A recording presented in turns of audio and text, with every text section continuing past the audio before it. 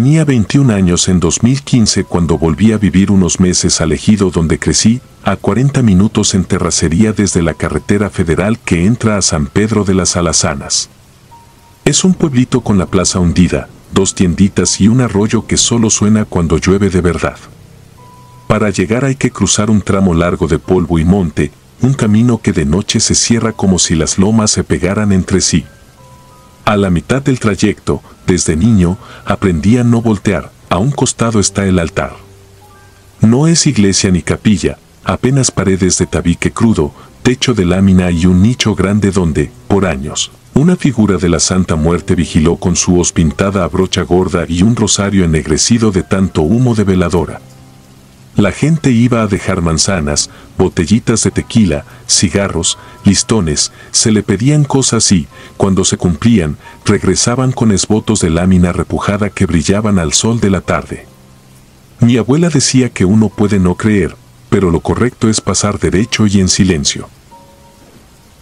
A finales de octubre, cuando el calor afloja y el viento deja en el aire olor a rastrojo quemado, el grupo de Facebook del ejido se volvió un hervidero. Subieron una foto oscura, tomada con celular viejo, el nicho sin la figura. Se veía el hueco sucio, el polvo en el piso y la marca clara donde antes apoyaban la base.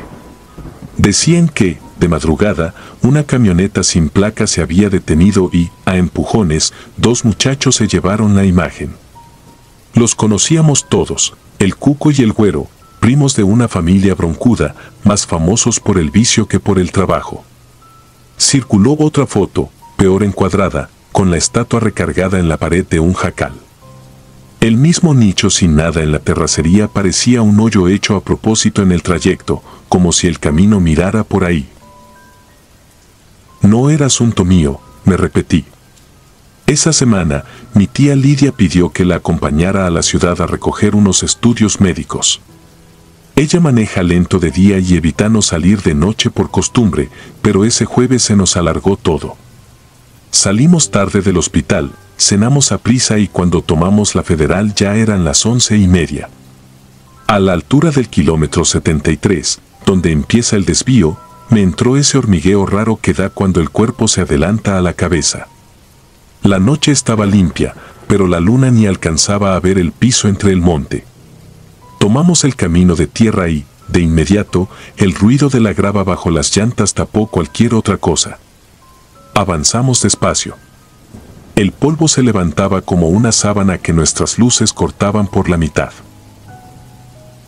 Yo llevaba el celular con los datos apagados para que no nos fallara el GPS al principio del tramo. Cuando la señal se fue, la pantalla se quedó muda. Tía Lidia, con las manos aferradas al volante, prendía y apagaba el aire porque el parabrisas se nos empañaba por dentro. Pasamos el primer vado, todavía faltaban sus buenos 20 minutos para llegar al lugar del altar. En la orilla del camino, tundas de huizache y mezquite parecían juntarse, formando túneles breves donde la luz no entraba. A esa hora no se oyen perros ni chicharras, solo el propio motor y la preocupación de que una llanta pegue con una piedra de filo y nos deje a media nada. Antes del punto donde el camino hace una curva amplia, vi una sombra cruzada a lo lejos, como cuando un arbolón cae y alguien lo mueve. Me dije que era un remolino de polvo, pero cambió de sitio de una forma que no correspondía con el viento. Apreté las manos en las rodillas para no decirlo, porque en la familia creemos que hablar las cosas en voz alta les da cuerpo. Tía Lidia respiraba corto, la conocía. No mencionó el altar, pero el silencio se nos volvió una orden. Lo primero que nos golpeó al acercarnos fue el olor. En mitad del monte, a esa hora, no huele a nada salvo polvo y diésel viejo. Sin embargo, la cabina se llenó de un copal demasiado dulce, como de iglesia sin ventanas. La tía bajó la velocidad. En el borde derecho del camino apareció una veladora encendida. Luego otra. Luego varias, alineadas como si marcaran una zanja. El nicho estaba, claro, pero distinto, sin figura, con el costillar de velas vacías en el suelo y los esbotos arrancados. A la luz de los faros vi marcas de huellas que se metían y salían del monte. Era raro ojo de pollo en el polvo, como si hubieran arrastrado algo doliente. No quise voltear más de lo necesario, porque uno aprende que hay miradas que se devuelven. Sin embargo, el rabillo del ojo alcanza para condenar. Junto al nicho, de pie, estaba una persona. No sé si persona, pero ocupaba esa forma. Era alta, demasiado para alguien de por aquí, y la ropa era una tela larga, ni blanca ni negra, sucia de tierra. Lo que me cortó la respiración no fue eso, sino que, por encima del cuello, donde debería ir la cara, había algo liso, del color del polvo recién removido, con una línea que yo primero tomé por sombra y luego comprendí como una mueca sin labios. En el pecho, un montón de listones rojos estaban pegados como si se los hubieran clavado con alfileres. No miraba a la camioneta, se paraba apenas ladeada, y sin embargo mi cuerpo sintió que nos sostenía. La tía apretó el volante y no habló. Yo tragué saliva y me quedé quieto, intentando que mi respiración no empañara el vidrio. La cosa dio un paso, no hacia el camino sino hacia el nicho, como quien regresa a su sitio. O quizá no se movió y fue la noche. Uno pierde la exactitud cuando el miedo le mete ruido a los sentidos. Lo que sé con claridad es la luz, la del faro derecho titiló como si la hubieran soplado. En ese instante se escuchó algo que no era del motor ni de la tierra, un sonido fino, semejante al de un cuchillo arrastrándose por una lámina. No venía de afuera, sino de adentro, muy cerca de mi oído. Pasamos. La camioneta brincó sobre un bache profundo y yo pegué el hombro en la puerta. La tía volvió a prender el aire y el olor a copal se retiró de golpe, como si alguien hubiera cerrado una tapa. Nadie dijo nada en varios minutos. Solo hasta que vimos, por fin, las primeras sombras conocidas del ejido, me di cuenta de que traía los dedos entumidos. Entramos, abrimos el portón, guardamos el vehículo y cada quien se encerró en su cuarto. Yo dejé la ropa tirada y me acosté sin apagar la luz. Cada vez que cerraba los ojos, la línea en ese rostro sin piel se expandía como grieta de barro seco. A las 6 de la mañana, cuando apenas clareaba, alguien tocó la reja de la casa de mi abuela. Era el vecino de la esquina. Traía el teléfono en la mano con la pantalla alumbrándole la quijada. Dijo que, en la Federal, antes del kilómetro 73, había quedado volteada una camioneta sin placas. 4 muchachos venían adentro, 2 salieron despedidos, los otros iban sujetos por el cinturón. Pedían ayuda a los policías para levantar los restos. El grupo de Facebook se llenó de fotos y lamentos. En una de esas imágenes se reconocía el cofre con un golpe seco que lo cortaba en diagonal. Alguien puso los nombres. Yo no los leeré aquí, pero ustedes imaginan quiénes eran. Salí a la calle. El aire de la mañana olía a maíz cocido desde la cocina de enfrente, a tierra recién barrida. La vida no suspende por las tragedias, se ofrece igual. Me fui caminando hacia la tiendita a comprar café. En el trayecto, pasé junto a don Cosme, que desde temprano riega la banqueta. Me dijo que la estatua había vuelto al nicho. Un señor que iba rumbo a la ganadera, pasando por el camino, la vio parada en su sitio cuando aún quedaba humo en el vidrio de las veladoras. Traía, además del rosario, una cinta verde que antes no portaba.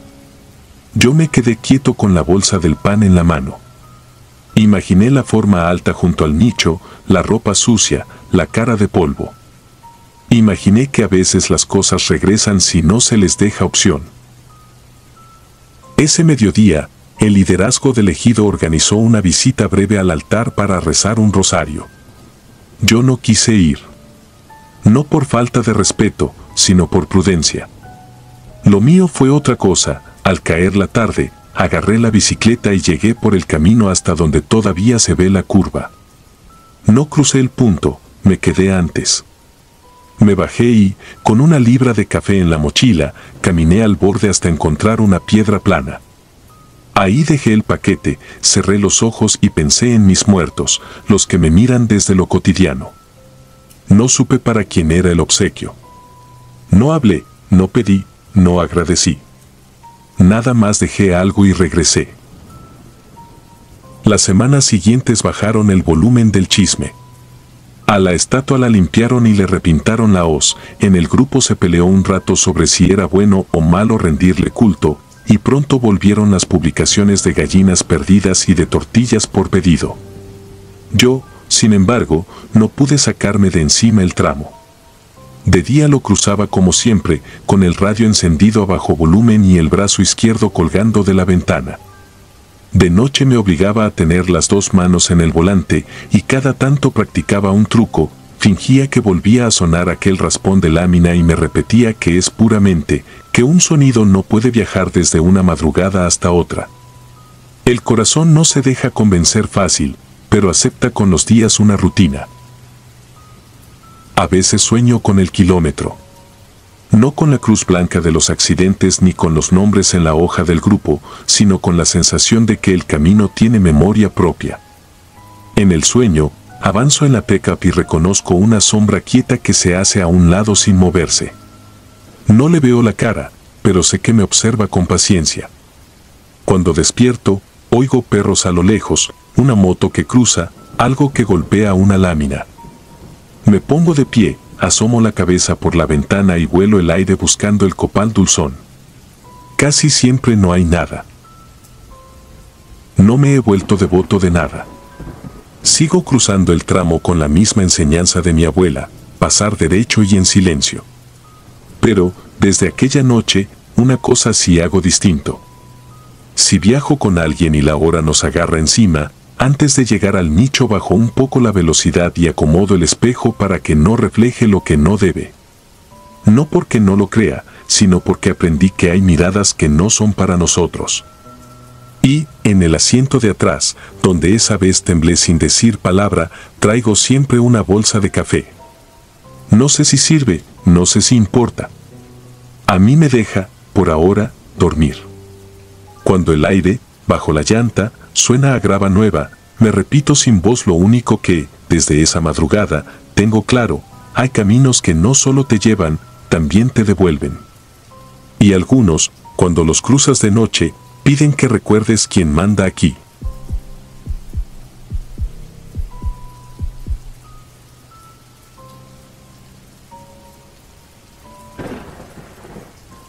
Nunca he sido supersticioso. Conozco las horas muertas de la carretera porque soy repartidor desde hace años, y la madrugada siempre me ha parecido un animal manso si se le respetan los colmillos. En diciembre de 2014 me tocó llevar un cargamento de refacciones desde Querétaro hasta Coatzacoalcos, por el corredor industrial que ya me sabía de memoria. El plan era avanzar de noche para evitar el tráfico y llegar antes del amanecer a cargar combustible y café en una Pemex cercana al entronque con la 145D. ¿Era rutina, o eso creí? Salí pasadas las 11 con la caja seca casi vacía de ruidos, salvo el tintineo metálico de unos pernos que olvidé amarrar mejor. A esas horas la autopista era una cinta oscura con su propia respiración. Las líneas blancas regresaban la luz como ojos cansados y, de vez en cuando, algún tráiler solitario imponía su sombra. El aire estaba limpio, se sentía el frío al bajar un poco la ventana y la música apenas se colaba por el estéreo para mantenerme alerta. Me repetí lo de siempre: no orillarme en zonas sin luz, no detenerme si algo parecía fuera de lugar, no confiar en nadie. La experiencia enseña. A la altura del kilómetro 173 el asfalto cambió de tono. Había reparación reciente, la textura rugosa vibraba bajo el volante y el sonido del rodamiento se volvió más grave. Después apareció lo que tomé por un altarcito, una cruz de metal y un ángel de yeso, con flores marchitas y un listón rojo que golpeaba el poste con cada soplo de viento. Llevaba años viendo esos recordatorios y siempre me obligaban a levantar el pie del acelerador por respeto. Pasé con la mirada breve. A los pocos minutos vi otra cruz, idéntica, con su ángel y el listón rojo. Pensé en coincidencias, en que los familiares comprarían todo en el mismo puesto, en que mi cabeza cansada copipasteaba el paisaje. A los 5 minutos vi la misma curva con la misma barrera de contención despintada y, otra vez, la cruz con el ángel mirando la carretera. Ya no fue coincidencia sino un zarpazo al estómago. Me enderecé, apagué la música y miré el tablero como si ahí hubiera una explicación, un error en el GPS, una ruta mal trazada. No había señal. El mapa había quedado congelado en un tramo anterior y el icono del camión parecía clavado en un lago de color azul oscuro. A la derecha, el monte se cerraba en manchas negras, a la izquierda, la barranca desaparecía en un hueco sin fondo. No frené, aceleré un poco, como si la velocidad pudiera quebrar aquella repetición ridícula. El aire dentro de la cabina se volvió denso.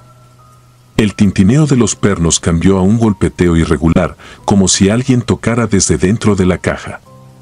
Pensé en metal suelto, en vibraciones, en la física simple, y seguí. El odómetro marcó los mismos minutos que antes, las mismas líneas discontinuas, el mismo anuncio verde con letras reflejantes y, a continuación, la misma cruz.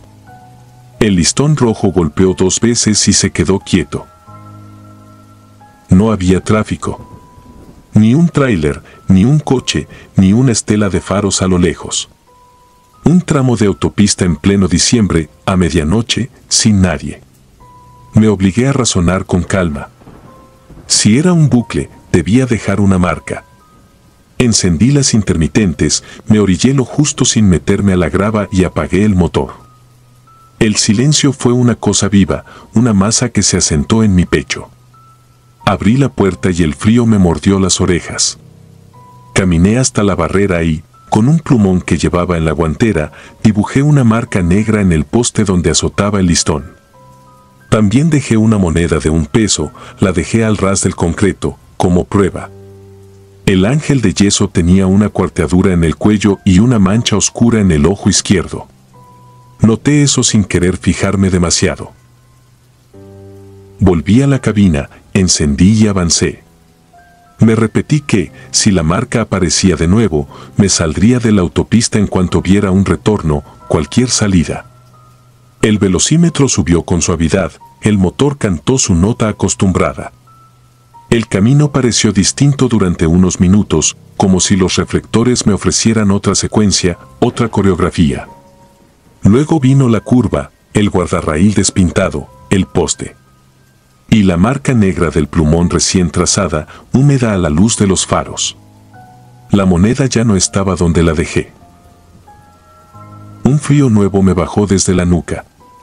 No era el viento. Era la certeza de estar metido en algo que no comprendía. Pensé en dar vuelta en U, pero el carril contrario era un tragaluz de sombras. Pensé en llamar a alguien, pero el teléfono seguía muerto. Pensé en dormir un rato dentro de la cabina, pero la idea de cerrar los ojos me pareció peor que cualquier otra cosa. Seguí. El golpe en la caja se volvió más claro, como si desde atrás arrastraran un costal. Subí el volumen del motor, bajé la ventana, quise que el ruido se diluyera. El olor a monte húmedo entró con una nota de tierra vieja, algo parecido a velas apagadas. No era posible oler velas desde una autopista. Me vino a la cabeza una imagen absurda, un cuarto con losetas frías, un cuerpo en una mesa de metal, el sonido de un encendedor. No tenía sentido. Cuando la mente no entiende, inventa atajos. La tercera vuelta al ángel de yeso me quebró la paciencia. Metí direccional a la derecha, me orillé más, apagué y bajé. En el bolsillo sentí la navaja multiusos, un reflejo tonto que reconforta. Caminé hacia el poste para recoger la moneda que había desaparecido, como si recuperarla me devolviera una lógica. No estaba en el concreto, ni en la grieta, ni debajo del polvo. Me agaché más y entonces vi las huellas. En el polvo húmedo, alrededor del altar, había marcas pequeñas de suela, como de tenis infantiles. Tenían el dibujo de una estrella en el centro. Eran muchas, sin dirección clara, como si alguien hubiese caminado en círculos o como si varios niños hubieran bajado a jugar a esa hora imposible. No quise pensar en niños. Me paré rápido y escuché la carretera, pero la carretera no decía nada. Solo mi respiración, el metal enfriando en la caja, un zumbido lejano de cables. El listón rojo golpeó el poste una vez. Luego se quedó pegado al metal, como atrapado por una mano invisible. Y entonces sonó mi estéreo, aunque la llave seguía en mi bolsillo. Se encendió solo, sin luz de tablero, sin batería aparente. No salió música, sino el ruido áspero de una transmisión rota, y en ese ruido se coló mi propia voz, grabada como en un mensaje de voz viejo. Dije mi nombre, dije la hora, dije que estaba en el kilómetro 187. No ando con fantasías. No me presto a asustarme por cuentos. Pero oír mi voz desde un aparato apagado, clavada en el aire helado de la madrugada, me quebró algo.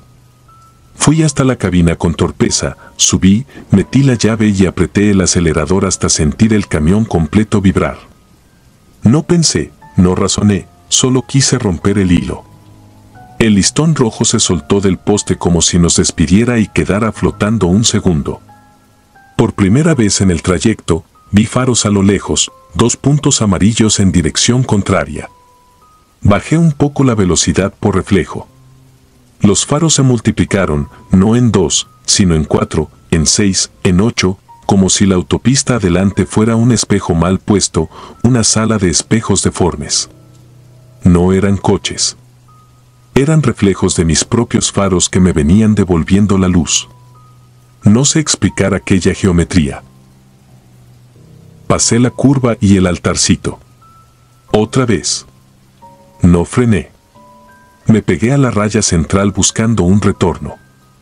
Apareció un camino de terracería con piedras sueltas y sin señalización. No estaba señalizado en ningún mapa. Metí la direccional por instinto y me metí sin pensar en baches ni en ejes. La vibración me subió por las muelas. Avancé unos 100 metros y paré en seco.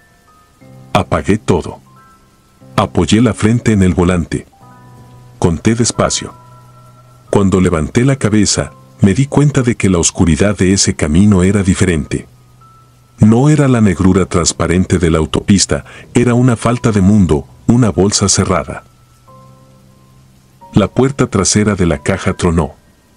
Una vez, despacio, como cuando la temperatura cambia y el metal se acomoda. Después, otra vez. El aire en la cabina se llenó de ese olor a velas apagadas, pero había otra nota más, como a jabón de ropa barato, a colonia para bebé.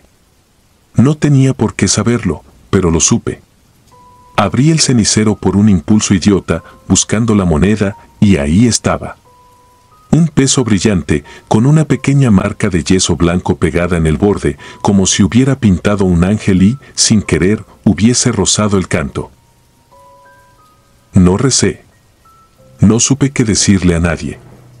Solo encendí de nuevo, maniobré en la terracería con cuidado y volví a la autopista. Cuando mis ruedas pisaron el asfalto, el GPS revivió y, con la indiferencia de los aparatos, me dijo que continuara por 72 kilómetros. Me quise reír, pero la garganta no me dio. Conduje sin mirar los costados, con la vista clavada en las líneas blancas como si fueran la única cuerda tendida sobre un abismo. Pasé por el 174, el 175, el 176, evitando contar el 187. No vi el altar. No vi el listón. No vi nada salvo la carretera. Llegué a la Pemex poco antes de las 4. La caseta olía a café recalentado. Pagué el combustible sin mirar al despachador, serví café y me quedé sentado en el volante sin apagar la bomba del termos. Mis manos temblaban con un ritmo que no pude controlar. Revisé la caja, abrí con cuidado, alumbré con la lámpara. Las refacciones estaban en su sitio. En el piso, junto a los pernos que habían tintineado toda la noche, encontré algo. Era una estrellita de plástico translúcido, de esas que se pegan en el techo para imitar constelaciones. Tenía los bordes carcomidos y olía a colonia barata. La guardé en la bolsa sin saber por qué. No cuento esto por buscar consuelo, ni por asustar a nadie. Lo cuento porque desde esa noche he evitado pasar por el kilómetro 187 en la madrugada. Si no hay remedio, bajo la velocidad y no miro hacia el monte. A veces, en rojo, me parece ver un listón que golpea un poste a la distancia. A veces, en la parte baja de la puerta, escucho el golpecito de una moneda que no acabo de recordar si dejé en el cenicero. Y a veces, cuando apago el camión y la cabina se queda sin luces, el estéreo suelta un chasquido. Es breve, casi un suspiro. Mi voz no vuelve a salir. Pero siento que podría hacerlo cualquier noche si me tardo un segundo de más en respirar. Cada diciembre, cuando la carretera se vacía y el frío muerde los bordes del parabrisas, pienso en las huellas pequeñas dibujadas alrededor del altar y en ese olor a velas apagadas que no tiene por qué colarse en un motor diésel. Pienso en la terracería que no lleva a ninguna parte y en la manera en que la autopista, de tanto repetirse, se puede doblar sobre sí misma como una hoja fina. Y, aunque jure que no creo en fantasmas, me sorprendo dejando una estrellita de plástico en el compartimiento de la puerta, por si alguien, algún niño que no conozco, necesita que un pedazo de cielo lo acompañe hasta su casa. Antes de continuar, si disfrutas de mi contenido, deja tu like y suscríbete, ayudarías mucho. Y dime a qué hora te atreves a escuchar estas siniestras historias. Ahora, sin más interrupciones, continuemos.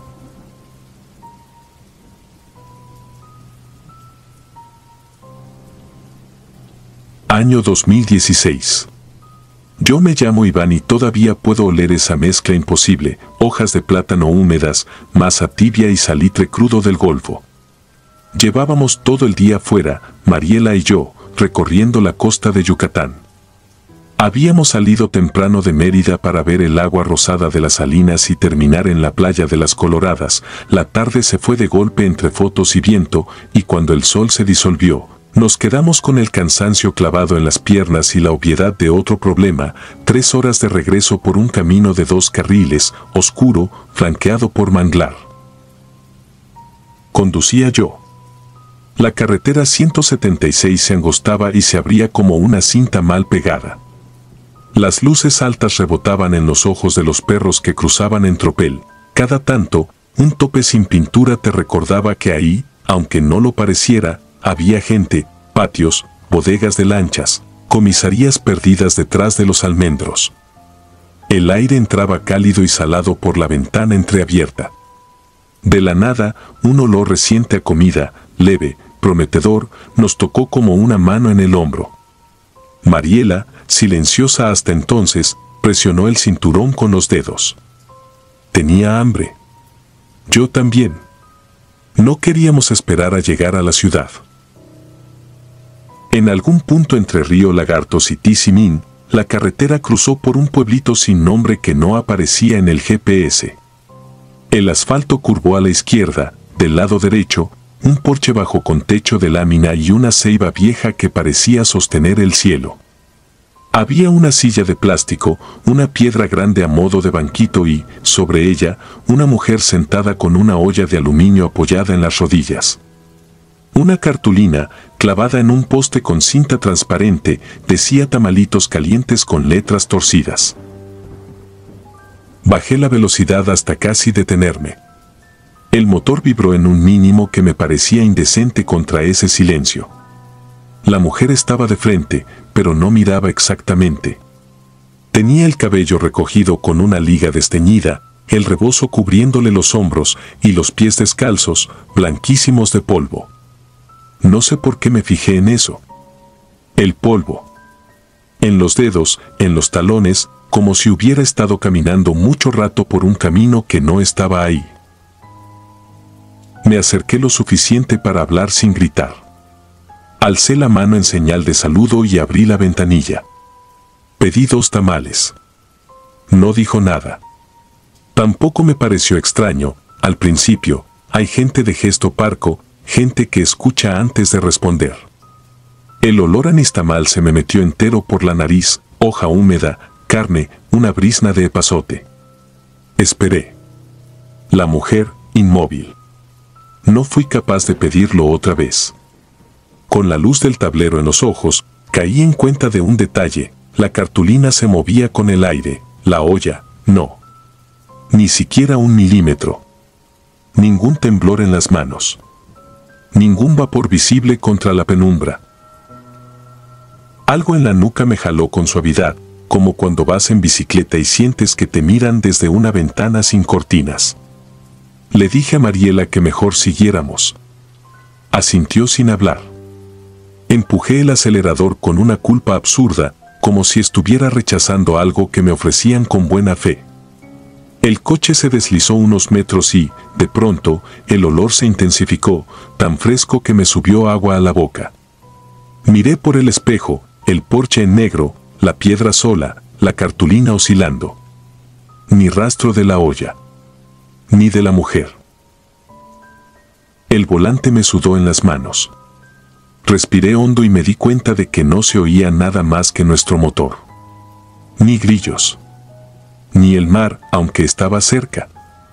Entonces, de una casa al otro lado de la calle, un hombre cruzó con pasos cortos. Traía una camiseta vieja y un pantalón arremangado. Nos hizo señas para que bajara la ventana. Lo hice. Habló rápido, como si se hubiera aprendido una frase. En esa casa no vive nadie, dijo, se quemó por dentro hace años. A veces la gente se para a preguntar por tamales, pero aquí ya no se vende. Luego se dio la vuelta, sin esperar respuesta, y cerró su puerta con un golpe. No arrancamos de inmediato. El silencio se volvió más pesado, como agua densa. El tablero marcaba 0:17. No era tan tarde, y sin embargo se sentía como el extremo de la noche. Solo cuando pasamos la última casa me di cuenta de que respiraba a ratos, como quien sale a flote y vuelve a hundirse. Los kilómetros siguientes se volvieron una repetición rara. Un perro cruzando con un costal en el hocico. Una bicicleta apoyada contra un árbol, sin dueño. Un columpio de llanta que se mecía sin brisa. El GPS, muerto. La radio, que había estado con estática, de pronto captó un bolero muy viejo, y una voz de locutor que hablaba de un baile en el Salón Ejidal, fecha 1998. Cambié de estación. La misma voz, un poco más baja, anunciando lo mismo. Silencié la radio. El olor volvió, delante de nosotros, como si estuviéramos persiguiendo una cocina móvil. No lo dije en voz alta, me pareció infantil. Pero era nítido. A esa hora, a esa temperatura, con esa humedad, el olor a comida llegó entero, con su promesa de calor inmediato. Tragué saliva. En el siguiente poblado, otro porche, idéntico, mismo ángulo, misma piedra, otra cartulina con tinta chorreada, tamalitos calientes. Frené sin querer. La ceiba era la misma. La sombra del alero era la misma. La silla, tumbada de costado. Una señora sentada, la olla en las rodillas. El mismo rebozo, la misma liga decolorada. Y, de nuevo, esa quietud que no era natural en algo vivo. No bajé la ventana. No me atreví a acercarme. Volvimos a arrancar, esta vez sin mirarnos. En mi cabeza, la explicación se armaba sola, carretera con pueblos muy parecidos, porches repetidos, anuncios iguales. Pero la cartulina tenía el mismo rasgón en la esquina inferior, un triángulo faltante que revelaba el poste, y eso no era un patrón, era una coincidencia al borde de la burla. Una patrulla apagada estaba estacionada en el entronque siguiente. No había policías. Me detuve solo para estirar el cuello. Al mirar arriba, vi aves posadas en un cable, todas en dirección contraria al mar. Un detalle nimio, lo sé, pero lo anoto porque fue en ese segundo cuando escuché algo además del motor, un borboteo suave, como agua hirviendo, muy leve, casi en el oído. Bajé el volumen del ventilador. El sonido persistió. Era un hervir contenido, un murmullo de olla cubierta.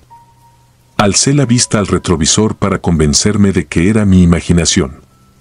La parte de atrás estaba oscura. Sin embargo, el olor a tamales llenaba el coche con una presencia tangible, densa, pegajosa. Mariela me tocó el brazo con 2 dedos, apenas. No dijo nada, pero no hizo falta. Apreté los dientes y seguí. Los topes aparecían sin aviso, a 2 los pasé demasiado rápido y el cárter rozó con un golpe seco que me dolió en los dientes. Un letrero verde dijo Tizimin 34, 40 minutos después, otro letrero dijo Tizimin 34. El reloj del tablero cambió a 0:41, luego a 0:12, luego volvió a 0:29. Le eché la culpa al contacto flojo que alguna vez me había hecho lo mismo. No quise explicar por qué el estómago se me encogía como si llevara la culpa de algo que no recordaba. En un tramo recto, sin casas, sin árboles, la radio se encendió sola. Una voz de mujer, limpia, sin música detrás, dijo una sola palabra en maya que no entendí. Pudo ser Kiimilo Maansik, no lo supe. Luego, silencio total y el clic del relé en el tablero. Instintivamente, toqué el rosario pequeño que cuelga del espejo, ni siquiera soy devoto, pero el movimiento me salió como un reflejo de infancia. El rosario estaba helado, frío real, metálico, como si acabara de salir de un refrigerador. Al fin apareció una gasolinera. El letrero de Pemex parecía un faro. Entré casi cruzando mal y detuve el coche junto a la tienda. La empleada, desvelada, nos miró sin interés. Compré una botella de agua y unas galletas. No pude con nada más. En el baño me lavé las manos y, por un segundo, juraría que vi masa entre los dedos, esa textura pegajosa que se mete en las líneas de la palma. Froté hasta ponerme rojos los nudillos. Al salir, el olor por fin se fue, como si alguien hubiera abierto una puerta grande y hubiera hecho corriente. Llegamos a Mérida poco después de las 2. Estacioné frente al edificio. Nadie habló al subir las escaleras. En el departamento, las ventanas empañadas, el ventilador, el zumbido mínimo de la ciudad. No dormí de inmediato. En el borde de la cama, con los tenis aún puestos, abrí el teléfono. Busqué el nombre del pueblito que no estaba en el mapa. Fui a lo general, Casa Quemada Yucatán Tamales. No esperaba nada. Encontré, sin embargo, una nota vieja de un periódico local. Hace años, una mujer vendía tamales en el porche de su casa, al pie de una ceiba. Un incendio la sorprendió de madrugada. Los vecinos lograron sacar a los niños, pero ella se quedó adentro buscando la olla, la misma que usaba a diario, la misma que le había regalado su madre. La casa quedó en pie por fuera, adentro, solo hollín. La gente, decía la nota, seguía dejando cartulinas en los postes para recordar que allí, algún día, se vendieron tamales de los buenos. Cerré el teléfono. No conté nada. Mariela ya respiraba parejo, pero con los puños apretados. Se me ocurrió, sin querer, que quizá alguien nos ofreció de comer en el camino por la razón más vieja del mundo, la necesidad de repetirse, de existir a fuerza de costumbre. Tal vez la olla que no se movía, la cartulina con el mismo rasgón, el olor que se coló por las costillas, eran solo maneras de una presencia de seguir en su tramo de carretera, sentada, esperando. A la mañana siguiente, bajé por el coche. El sol caía en ángulo y levantaba motas de polvo. Abrí la cajuela para sacar unas sandalias y me quedé quieto. En la goma del tapete, pegado en semicírculo perfecto, había un resto de hoja de plátano, ya seca, quebradiza, con un borde oscuro de quemado. No tocaba nada más. No había migas, ni huellas, ni grasa. Solo ese pedazo, exacto, como puesto con intención. Lo tiré sin pensarlo. Luego me arrepentí. Hubiera querido guardarlo para convencerme después de que todo había ocurrido, de que no fue el cansancio, ni el hambre, ni las repeticiones engañosas de los pueblos de costa. Esa noche, cuando volvió a entrarme el sueño, escuché, muy lejos, el hervir controlado de una olla tapada. Era un sonido simple, casi doméstico, pero me dejó una certeza que todavía no se me quita. Hay caminos que no aceptan el olvido, y hay oficios que persisten más allá del fuego. Si alguna vez, en una carretera de la península, te huele a tamales a deshoras y alguien sentado en un porche no te responde, no insistas. No es desprecio. Es costumbre. Es lo que queda de una vida pegada a una piedra, a una silla, a un horario que se repite sin reloj. Sigo manejando de noche. Compro café en gasolineras. Evito los pueblos cuando puedo. Y, sin embargo, cada vez que el aire se vuelve denso y los perros se apartan del camino con esa lentitud ofendida, bajo un poco la velocidad y dejo que el coche pase de largo sin mirar a los lados. A veces, por la ventana, juraría que entra el vapor suave de una olla. No huelo, no pruebo, no pregunto. Sigo. Porque hay hambres que no se terminan con comida, y hay rutas que no conducen a un lugar, sino a una repetición que no te suelta. Y yo, desde esa noche, aprendí a no aceptar lo que se ofrece sin voz.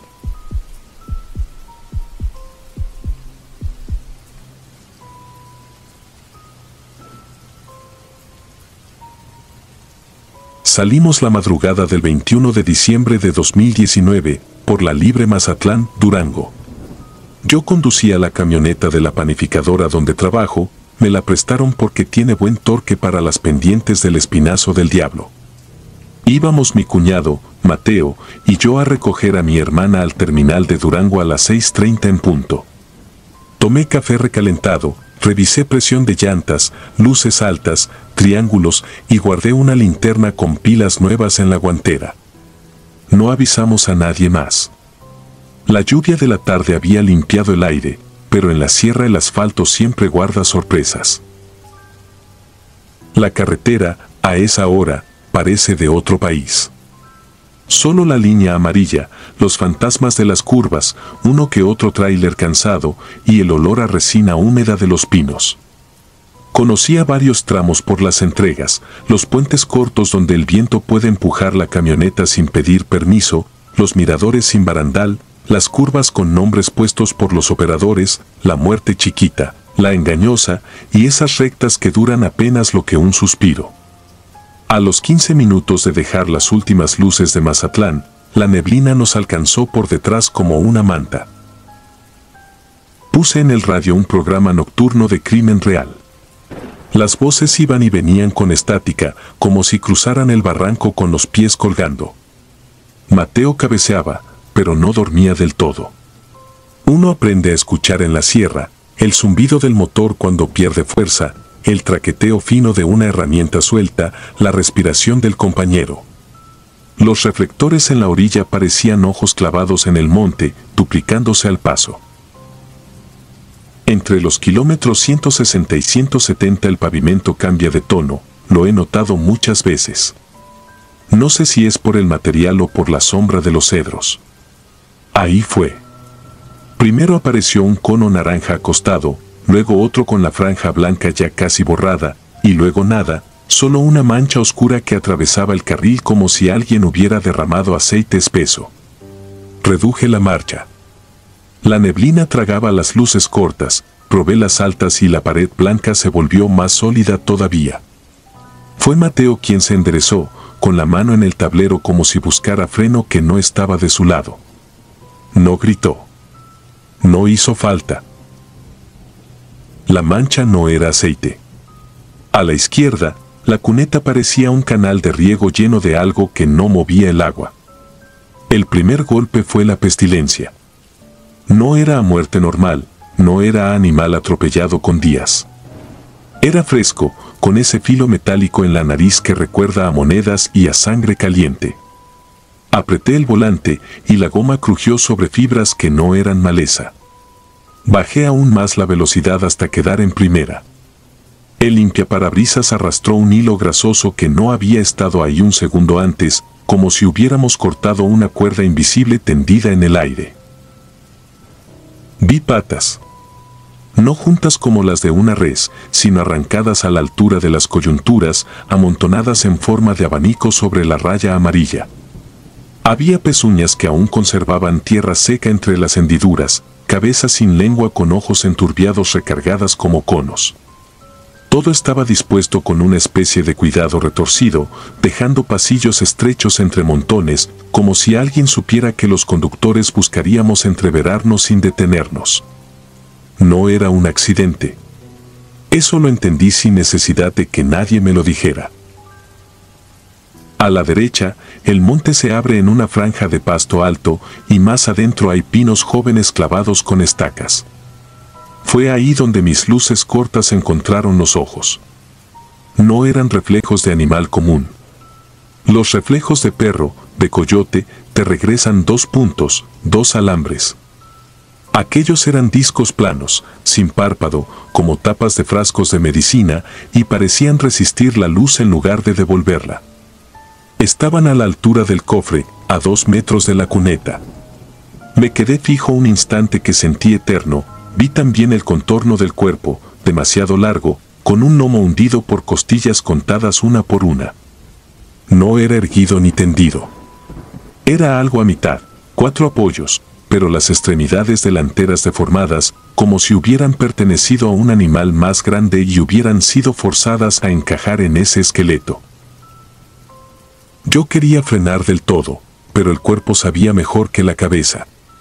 Pasé por encima de un charco de vísceras con la delicadeza torpe de quien pisa un charco en la noche.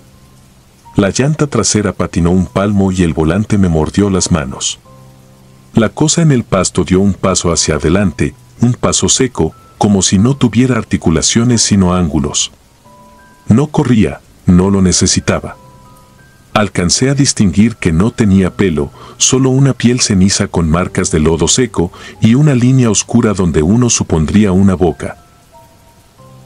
Aceleré sin mirar el velocímetro. Las curvas venían como agujas. No quise ver los espejos. Noté que la radio se había llenado de un zumbido agudo que subía y bajaba, como señal vieja de marcado telefónico, y por encima, muy arriba, el golpeteo de algo en la batea. No era piedra. Era un golpeteo blando pero insistente, como si una mano mojada tocara insistente para que uno volteara. No volteé. Me concentré en las líneas. Mateo apretaba el borde de su asiento, tenía la mandíbula tan rígida que se oía el rechinar de los dientes. No nos volvimos a detener sino hasta el mirador del 178, donde el aire se abre y puede verse la garganta de la sierra en capas oscuras. Ahí el zumbido del radio se cayó de golpe. Bajé la ventanilla. El olor no estaba ya.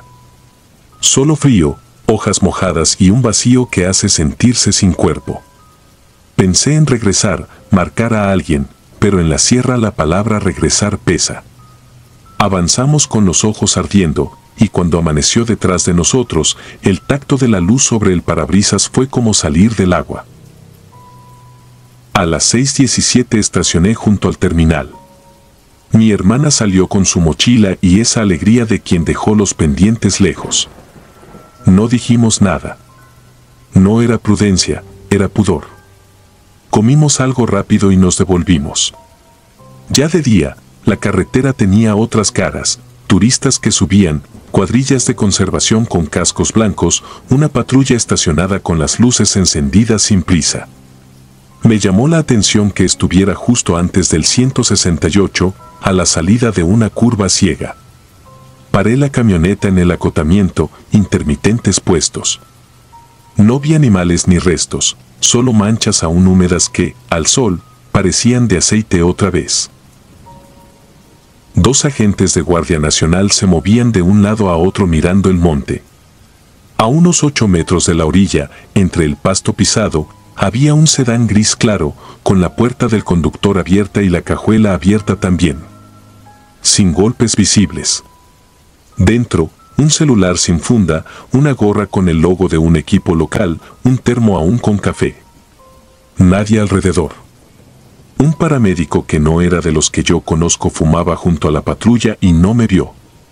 Yo noté que sobre el cofre del sedán, Como si hubieran sido acomodadas a propósito, había 3 marcas paralelas de barro, largas, con un patrón que no era de dedos ni de garra, más bien parecían hechas con una cuerda áspera empapada.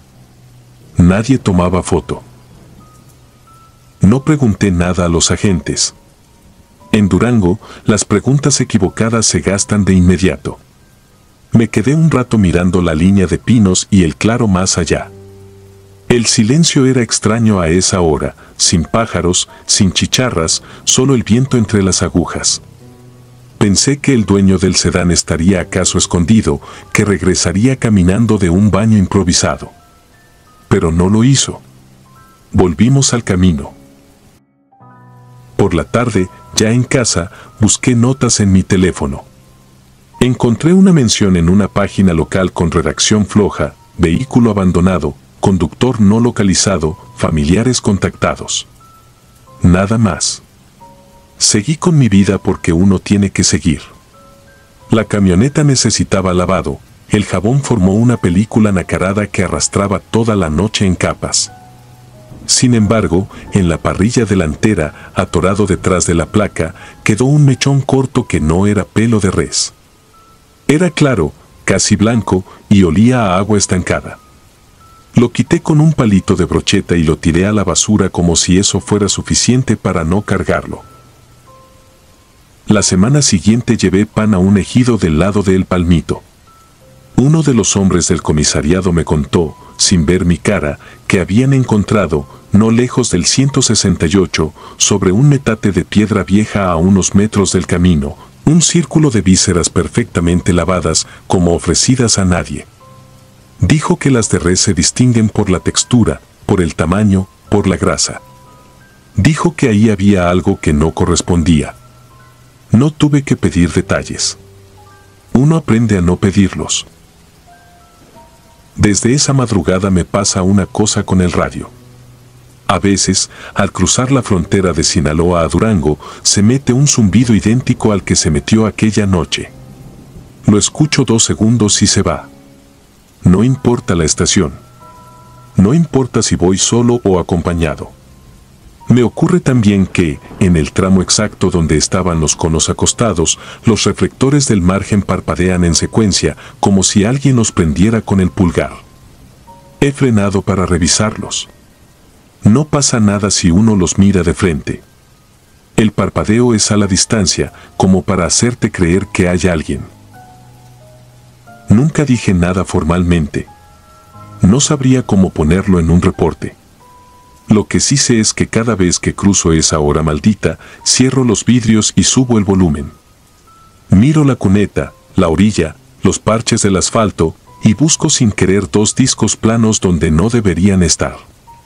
Me he sorprendido apretando el volante antes de tiempo, como si esperara el golpeteo blando en la batea otra vez. Nunca volvió, o eso me gusta pensar. Hace unos días, alguien pegó una estampita nueva en el tablero de la camioneta, San Cristóbal de Licia, el de los viajeros. No fui yo. Tampoco Mateo. Nadie del taller admite haberlo hecho. La dejó un desconocido, dijeron, un señor que pasó a comprar un pan a las 5:30, cuando todavía está oscuro y el horno apenas abre la boca. La pegatina brilla en la madrugada con un tono verdoso, tenue, como la luminiscencia de ciertas plantas cuando las alumbras de lado. Pareciera que fueran 2 ojos. Juro que, a veces, parpadea. Y juro también que, cuando parpadea, allá afuera, más allá del borde de la luz de mis faros, el monte le responde. Si disfrutas de los relatos, te invitamos a apoyarnos con un like y un comentario, ya que eso nos ayuda muchísimo. Además, si aún no estás suscrito o suscrita, te animamos a formar parte de la comunidad del terror. Muchas gracias por escucharnos y por tu apoyo.